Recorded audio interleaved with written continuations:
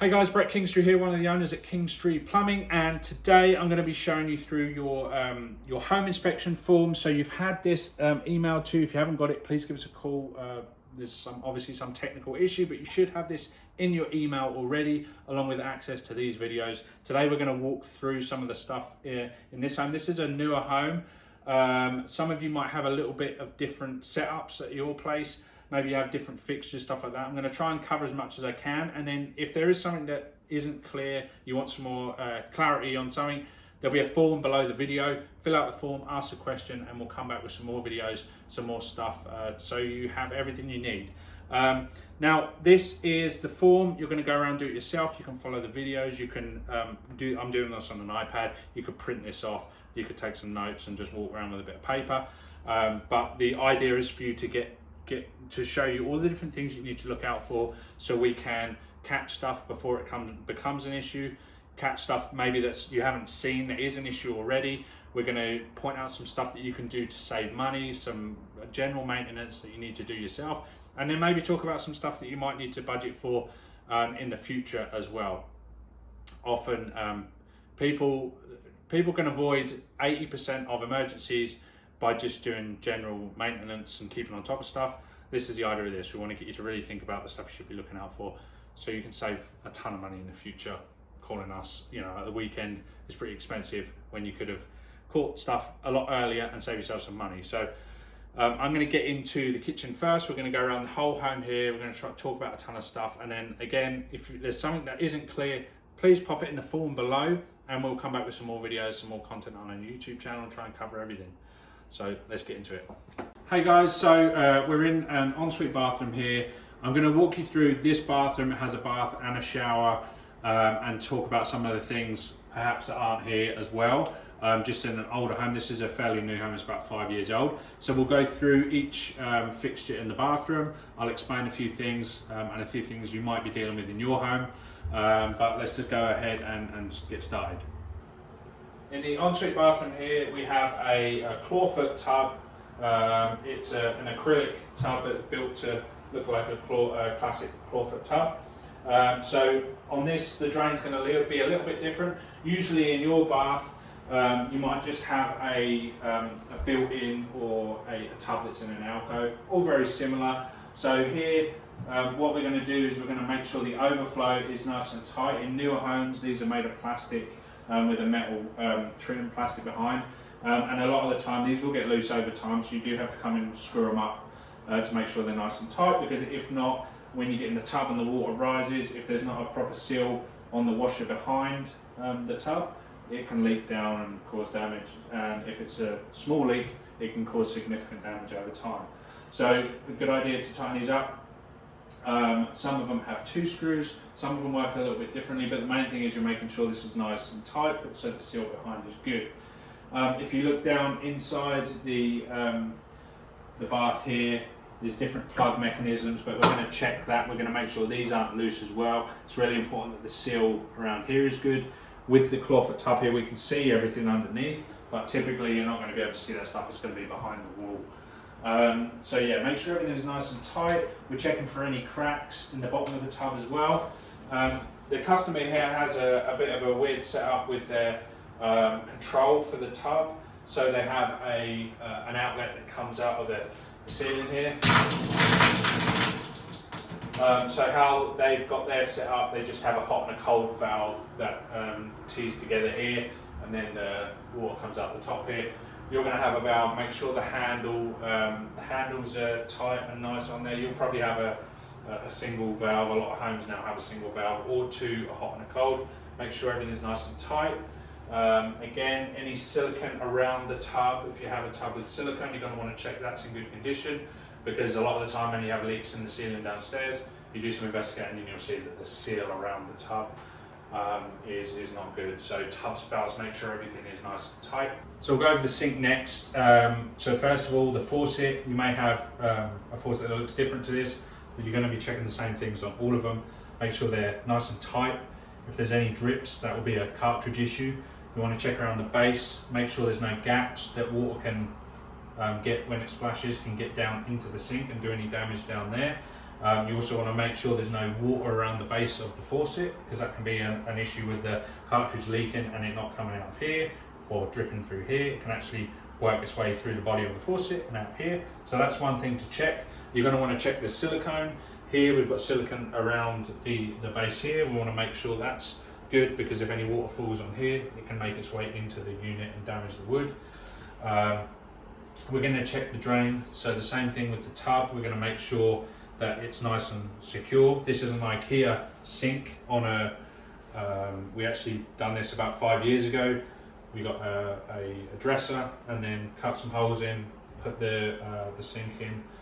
The client wanted something a bit unique, and so this is an IKEA sink and IKEA drain, so they're a little bit different, and they do get loose quite a bit on the underside. So it's a really good idea to check this, to have a look under the sink. We'll cut to that in a minute and I'll show you what's going on under there, just because there's a ton of drawers, so I have to take them out. So yeah, we're checking up here. We're going to run the faucet. With these, you can unscrew what's called an aerator. You can put some CLR in there if you're not getting proper flow or it's spraying out in different directions, or you can take the aerators out. These are IKEA faucets, so they're a little bit harder to get your hands on the aerators, but most places you're going to be able to go to Home Depot or a plumbing supplies like Emco or Wolseley and just buy new aerators if they get too bad. We want to make sure we've got equal flow, that we're not waiting too long for hot water. We can solve issues like that with recirculation pumps and stuff like that to get hot water quicker if you're waiting forever for hot water. And we also want to make sure that we're draining good. Now there's different products you can put down the sink. We use a product called BioSmart, but if you go to Home Depot, they have lots of different stuff you can put down the sink. I always recommend using like a natural enzyme instead of putting Drano or those harsh chemicals down the sink. A lot better for the environment. But there's different products you can get that you can put down once a month, and it keeps on top of the build up of soap and dead skin and hair and all that sort of stuff that causes issues in drains all the time. So now we've pulled everything out of here. You can see it's a bit of a custom setup here, but you want to be checking your fittings that you have under here. You want to be checking that you've got valves to isolate the faucet. If you haven't, next time you have a plumber in the house, it's a really good idea to ask him to swap those out, or when you change the faucet, it's a good time to do that as well. So we've got valves up here. We want to make sure everything's nice and tight. There's no evidence of any leaking, any calcium buildup, anything untoward. We've got a couple of fittings under here, same thing with those. And then you've got the drain. You can look up the hole where either the sink is cut into, or like here, the sink is on top. You want to make sure the wood is not damaged, there's no water getting through there, this is nice and dry, and then just check the drain from underneath and make sure there's no evidence of calcium build-up, any deposits there to make sure there's no leaks. Sometimes a very slow leak won't make it even down to your sink, so you can see it will just build up around the top until it becomes a problem, cracks, or completely breaks. But you want to check all these nuts, give them a little nip up. They don't need to be crazy tight. Everything's looking great down there. And yeah, that's it for the sink. Under the sink, we'll move on to the toilet. A little bit tight in here, guys, but I'm just going to quickly run through the few things that you need to check with the toilet. So you've got an isolation valve, which is usually, let's move this out of the way. If you look down in the corner here, there's an isolation valve in the corner. Some people like to exercise the valves. I always advise against doing that because I think you cause more issues. But if you ever need to shut the toilet off in an emergency, you're either going to run down to the water main, which we've shown you in another video. I would recommend that. If it's going to be a while, you're going to have to wait for a plumber, you're going to want to try the isolation valve on the toilet. I try and avoid using isolation valves if they're older, globe type, because when you touch them it can cause issues. Just something to be aware of, that you may end up having to replace valves and stuff if you start using those and they're older. So what we're going to do with the toilet, we're going to first of all flush the toilet. We're going to make sure we have a decent flush. You can see everything goes away nicely. This is a low flush toilet.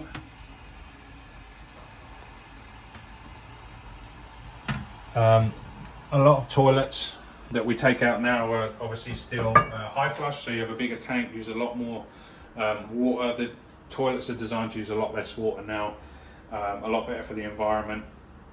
But in that, sometimes we have issues with there not being enough water to push everything away, which can be a problem, not in a new home like this, but in a home with cast iron, stuff like that, where it needs a lot of water to push it through those. Some of those, the insides of those pipes are pretty rough. We run into issues with putting low flush toilets in. So there's assisted flush toilets. There's a bunch of different options. There's toilets you pay a little bit more for, but they have a really good flush. Yeah, so there's lots of different options for that. We're also going to check that the toilet doesn't wobble at all. That's important. If you ever have any water around the base, you're going to look around the base. This one's silicone, so you'd have to look around the back. But if there's ever any evidence of any water, that can sometimes be the seal under the toilet. First thing to check is if it's loose. This one is nice and solid. Like I say, it's been siliconed. Obviously, any water on the ceiling downstairs will be pointing towards an issue with the toilet, the wax seal as well. We're also going to take the lid off, check inside. What I like to do is these washers, they start to break down. These are pretty good, but you can see the rubber breaking down there. When you get to older toilets, 20-30 years old, those washers are really broken down, and that can cause issues as well. If there's any movement at all on the tank at the back, that can cause those washers to break down completely, and then you can have water coming through there non-stop onto your bathroom floor. Easy, if you notice your toilet filling up every once in a while, it's usually going to be the fill valve that's the flapper, sorry, that's letting water by. The water level is slowly dropping down. The flapper will kick on to fill up the tank again. If you have a high water bill, one of the first things to check is that the fill valve is not constantly running, filling up, and then the water going down this overflow tube. This tube goes into the toilet. You won't know there's a leak until you get a nice high water bill. So one thing to do is when you take this off, to check the water level is below the top of the overflow. And if someone hasn't flushed the toilet for a while and it's right up at the top, you know there's an issue. I think that's everything for the toilet. As long as you have a nice flush, if you're getting clogged up, it usually means the water quality here in Edmonton is really bad. You get a lot of deposit build up in the tubes that deliver the water from the tank into the bowl, and that can cause stuff to not be pushed away as it should do. Often cheaper toilets, older toilets, they have a rougher trap inside. You can pay for a little bit more and have a trap that's glazed, but if that isn't nice and smooth, it can cause stuff to build up as well. So over time these things start to wear and tear. Often with the toilet, when we get toilet calls, we often advise people to just spend the money on a new toilet, because we charge pretty much the same to repair a toilet as we do to put a new one in if the customer is supplying the toilet. You know, for a couple of $100 you can get a pretty decent toilet. So anything that's 8 years or older, we'll recommend just replacing. But there you go, that's toilets. There's a few tips and tricks for you there. When there's a high water bill, a lot of the time it's a toilet though. It's the first thing we check. Flappers that are letting by, and fill valves that are not shutting off completely. So in this bathroom here, we have a Moen shower valve. This is a very common shower valve. You may have one of these in your home. You may also, when I was explaining about the tubs earlier, a lot of the tub valves are very similar to this as well. So you want to make sure they're nice and tight. Obviously, these face plates can get loose like the overflow plates. You want to make sure they're nice and tight because you don't want any water getting behind there. And make sure the seals are all good. If you have a shower with tile or multiple panels, you want to make sure that the silicone seal is good. And shower heads, often you're going to have a shower head that comes out. This customer has a bit of more of a custom thing going on, but you'll have a shower arm usually with just one shower head on. The same sort of setup with these, how they have rubber nodules, and you'll see there's a build-up of calcium on these. They're built so you can just rub your finger over. Usually works better when it's running, and it will actually get all that calcium off. You'll get a better spray. Sometimes you'll notice water spraying in all different directions. It's because of the build-up on those And one thing to combat the build-up of this stuff, the staining on the glass here, you see this is a big problem for a lot of people as well, is having a water softener.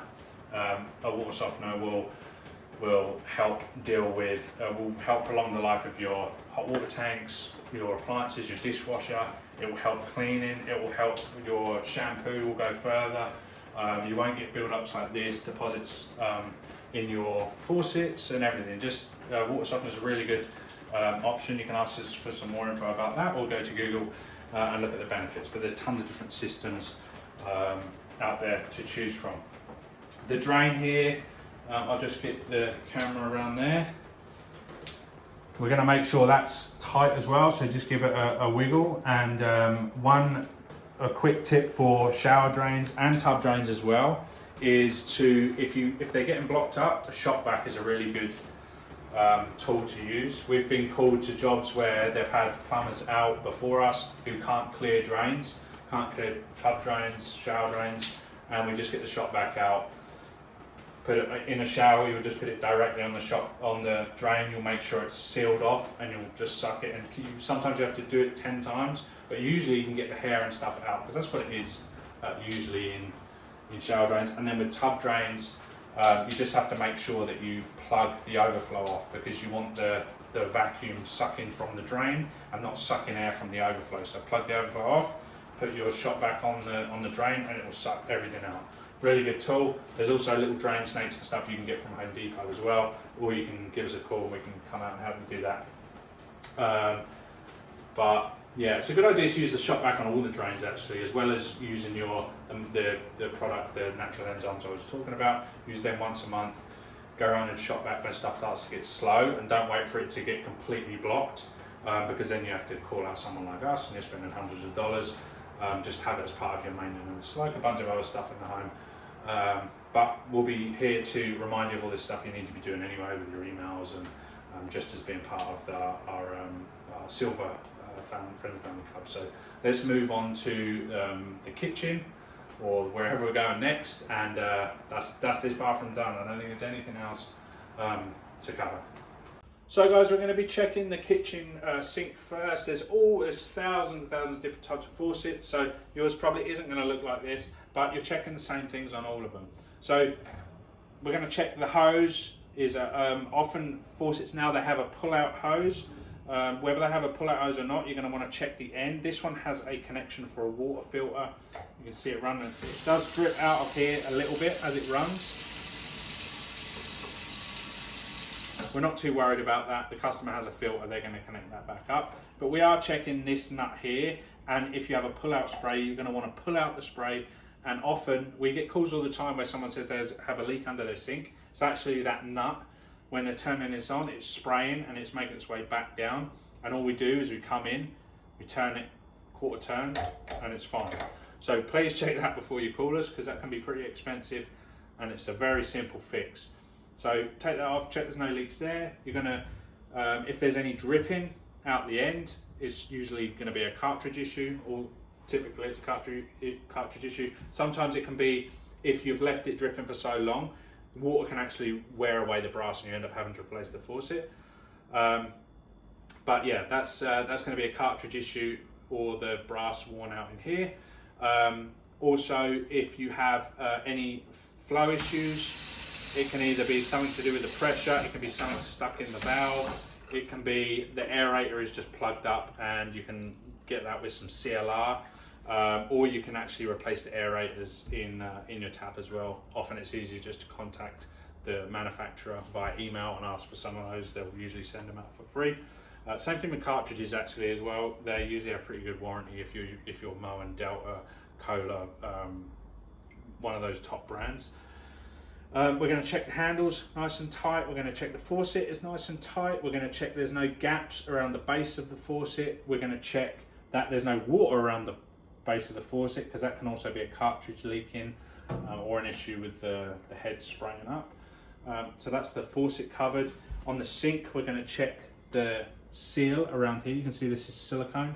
Your sink might be set in from above, and you'll be checking the silicone seal around the outside of that. This one is an undermount, so there's a a bead around here that needs to be good, or you can have water coming in and leaking down. And then if you have a wooden worktop and you have the sinks that mount on top, that can do you a lot of damage if water is getting in, usually behind. It can swell up and cause big issues. You're going to check the drain is nice and tight. That's nice and solid. We're going to check that underneath as well when we get under there. We're also going to run the sink. Now, if you're having to wait forever for hot water, can be a few issues. If it's always been like that, often a recirc, there's different lines and stuff we can put in so you don't have to wait as long if you find that's an issue, but that's something we always check. How long does it take for the hot water to get up there? It's pretty quick, so it's good. And then, is the sink backing up? One thing you can do, which is really good for drains in sinks, is put some sort of maintenance chemical down. We like to use natural enzymes. There's a few of those in Home Depot, or you can reach out to us and we can point you in the right direction for those. Products like BioSmart, if you want to look that up. But they're products that you can put down. You put a scoop with a pint of warm water once a month, chuck it in your traps, and it will keep on top of all that stuff. It's a lot better to stay on top of stuff rather than let it get so bad that the whole line is completely plugged with grease and you're paying $700 for a steam truck to come out, or you're paying a plumber to come out and auger the line. So we're going to look underneath.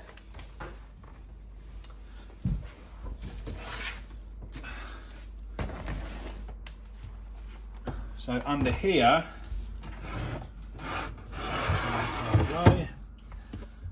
it's nice to see a clean out under here. So I don't know if you can see that back there, but it's a fitting that will allow us to have access to the drain when we need to auger it. So you can just unwind this. So it's nice to have those on here. If you haven't, and you're ever having any work done under here, dishwashers, new drain, new P-trap, stuff like that, make sure the plumber's putting one of those in, because that's very handy. If we ever have any funny smells here, this client has a mechanical air vent in here, which is a valve that allows air to be sucked in to the drain to vent the water in the drain, but it doesn't let gas out. If you ever get funny smells, it can sometimes be that it's got stuck. And I've just realized this one isn't glued, so we need to glue that. That's why we do the home inspections, because we find stuff like that. So this is a mechanical air vent. This should actually be glued onto the pipe, but it has a washer in here. It will a diaphragm. It will allow air to be sucked in, but it won't let sewer gas out. A lot of homes have those now. We're going to check around the trap. We're going to check for any build-ups around here. Make sure everything's nice and tight. We're going to check for any evidence of any leaks. Some leaks can be so slow that they just cause an issue up here, and they never even make it to the sink. So check all around the fittings. I'd like to see this dishwasher hose higher up. We need these dishwasher hoses to go up first and then down into the drain. Or we can have water draining back into the dishwasher from the sink, which we don't want. And I think that's everything under here. The water lines are in good condition. There's a few fittings and valves under here. If you haven't got valves, often you find faucets that don't have valves. When you change, you don't want to have someone out specifically to change some valves. When you have the faucet replaced, which happens every 10 years or so, you're going to want to make sure that you have those valves installed the next time. So, but check those. There's no evidence of any leaks there or anything. That's good. And I would say everything's great under there. You can exercise the valves. Some people tell you to go around and turn all your valves on and off. I say that's a bad idea and you're asking for trouble. So I would just leave them alone. And we are going to move on to, the reason you leave them alone, is when they get old and they get seized up, when you try and open and close them, it can actually cause leaks and stuff like that. So that's the reason I say leave them alone. But we're going to move on to the next room here. So we're in the laundry room now, guys. I just wanted to do a quick one in here. Sometimes this customer doesn't have a sink in here. If they do, it's going to be the same process as with the kitchen sink usually. Check the faucets, check the drain, make sure you're looking under, all of the things that we covered with the kitchen. One thing I did want to point out in the washing machine, what you want to do here is make sure there's no water. Obviously, sometimes you can get slow leaks on the hoses. The other thing that's really important to check is the washing machine hoses. Now, if they're a black rubber hose, often they have a code or a date on, and it will say change before this date, and usually it's 5 years. If your hoses burst, and the first thing the insurance company is going to do is going to check that code on there. And we've actually, a plumber I knew actually had this happen in their house. They had no idea about this. That's why I know now, because he told me. But they have a date on these black hoses, and it blew after the date, and he wasn't covered by his insurance. So you'll often, if they're going to go, you'll notice that you'll have bulging, and it's usually at the ends of the hose. So check that and look at the date. The best option is to go with the steel braided supplies. So if you look on your toilet, often they have that steel meshed hose, and it's rubber inside, but it has a steel mesh on, and they don't have a date on. So get those, they're better quality. Pick them up for maybe 40 bucks, or give us a call and we can come and help you with that as well.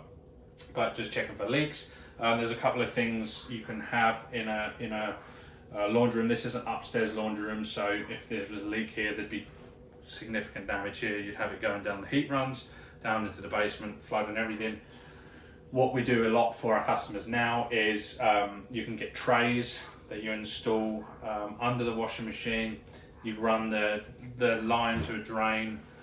It would be pretty tough in this house, that's why we wouldn't recommend. I mean, we'll speak about it, but it's quite a lot of work to get the drain over to the mechanical room. And we just run a line over to the mechanical room, leave it hanging out the ceiling above the floor drain, and at least if there ever is a leak, you don't have to worry about it flooding. It's going to run down the floor drain. You're going to realize pretty quick. We also recommend putting some water alarms. You can get $20 water alarms from Home Depot. They have 2 metal pins on the bottom. When the water connects to the pins, it alerts you to an issue in the home. And of course, if you're not here, you're on holiday and stuff, you have the water off anyway. We'll talk about the water main soon. But yeah, so you can do that. You can have not just those water alarms, you can have your sensors from your home security system in here as well. There's a bunch of different stuff. You can have valves put in that if there's a consistent volume of water coming through them, they shut off. There's a bunch of different stuff we can do to protect. So if you have an upstairs laundry, it's a really good idea to look into that, and at least make sure that your hoses are in good condition if you haven't got options like putting drains and stuff in. So that's it for this room. We're going to move on. Guys, this is the mechanical room. There's a few things I want to talk about in here. It's not really something that you want to be doing a lot of this stuff yourself. We'll touch on a few things you can do yourself. But stuff like your boiler, your hot water tanks, your furnace, you really want to get a professional in. We will probably have some other videos that we create specifically on the furnace maintenance, hot water tank maintenance, stuff like that. This is just really an overview, and I'm going to talk about a few different things. But straight away in this, we're going to be advising the customer, obviously, if there's an issue in here and they have a lot of stuff in the way, it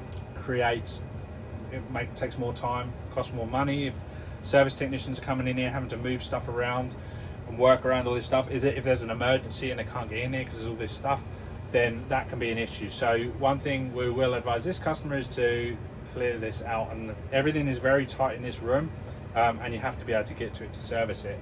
So we've pretty much got a bit of everything in here. We have a reverse osmosis system. We're actually going to be doing some work on this here in the next few days. We need to replace some cartridges, but this is just a general maintenance thing. When you buy this stuff, it will have a manual, and you want to be following the maintenance that's recommended in that schedule in the manual. As far as getting filters, Home Depot has a large amount of these. It's something, you know, give us a call, we can point you in the right direction if you don't know where to get filters for your system. And also, if you're interested in systems like reverse osmosis system, there's a bunch of different stuff this is a water softener. I'll explain in one of these videos for the home inspection here why these are so important. Everyone should have a water softener. This saves everything in your home. It's going to save you a ton of money. It's going to give you a lot of extra shampoo, all that sort of stuff, and it just feels really nice as well. Water softeners a must. We're a distributor for Novo. Novo is one of the best companies, the best company I believe, as far as the products, and we get some really good pricing on that as well. So water softener is a must. Reverse osmosis is a nice option for drinking water, although a lot of people call it dead water. It takes all the minerals, everything out of the water, and it also, a lot of the systems waste quite a lot of water. Some of them are even, for every cup of water you get out, you put a cup of water down the drain, which is obviously not good. Filters on your HRV, so this will exchange air inside the home and do it in a way that's supposed to warm the air up as it comes into the home, which is good. But there's going to be filters inside here, and a lot of these different brands are going to be slightly different, but very much the same thing. You can see in here, we're going to be doing some maintenance in here soon, but this is just a big filter here. You pull this out, vacuum, clean it. Again, follow the manual for the maintenance recommendations for each of your, there's stuff that the customer can do, and then there's stuff that you want to get a technician in for. Hot water tank, this is a boiler system, so this is an indirect hot water tank. There isn't a burner to clean out stuff like that. That's stuff you want to have a qualified technician in to do. But one thing you can do with a hot water tank is, and there'll be tons of videos on YouTube, we'll have some videos of this as well, is to put there's a drain on the bottom of the tank, the bottom of this tank, which is, the drain for this is down the back here. I don't think you'll see it. It's down there. So you're going to want to hook a hose up onto that valve, and they won't all look like that. Like I said, this is an indirect tank. A lot of people are just going to have a regular tank with a burner on the bottom or a burner on the top of the blower. Nevertheless, the drain is going to be at the bottom. You're going to want to turn the water off. I'd recommend doing this once a year. This is the water supply into the tank. We're going to turn that off, and we're going to open the valve. We're going to open all the hot taps everywhere in the house, and we're going to drain this out. And we're going to do that once a year, and that will keep on top of stuff. If you have a water softener, it's going to help a lot of this stuff. You've got to have a water softener. Boiler system, you want this serviced every year. A lot of the time, if you haven't had this service, there's no record history of service, then your warranty is void. And setups like this, thousands and thousands of dollars. When you start replacing this, you're going to be spending thousands. So keep on top of this. It will save you a ton of money in the future. But you can have a general look around, make sure there's no leaks, check all the fittings, everything you can see. Obviously your technician's going to do this as well when you have them out, but you can keep an eye on this stuff. Everything looks great here. Pumps, check there's no build up, any evidence of any leaks around here. Furnace, we're going to check the filter. So turn the this furnace is running just to circulate air in the house, but when you turn it off, you'll have a filter rack on the supply to the furnace, and you're going to pull that out. A lot of issues with either your air conditioner freezing up or the furnace crapping out is going to be the plugged filter, and it's just working too hard. There's a lot of stuff inside the furnace we can check with a multimeter, a manometer.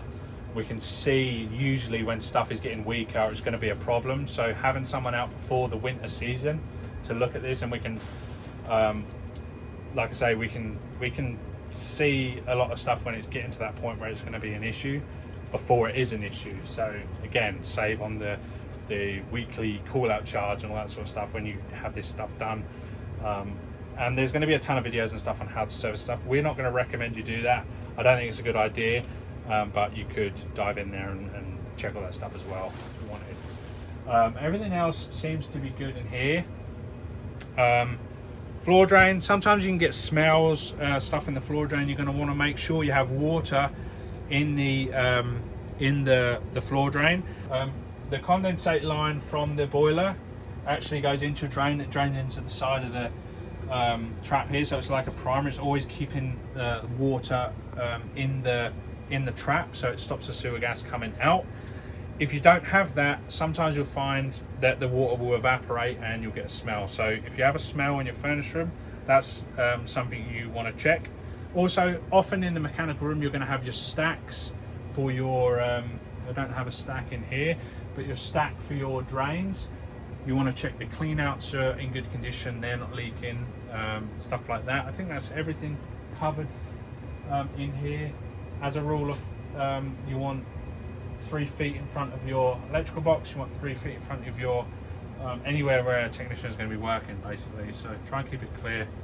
One thing I will actually mention is just backwater valves as well. So in newer homes, anything after 2000, there's going to be a backwater valve to protect the house from the city, other people's homes backing up into your house. If you have a suite upstairs, separate suites, we protect everything in the base from backing up from upstairs, so we have normally closed backwater valves. If we do any additions, anything extra in the basement, we have to put backwater valves to stop the drains, to protect the basement from sewage backups. So that's something you want to check as well. You want to pull those apart. I don't have an example here to show you, but there'll be a ton of that on YouTube as well. It's not something we really recommend people doing all the time, but certainly if you have a backup, it's something to like knowing where the backwater valves are.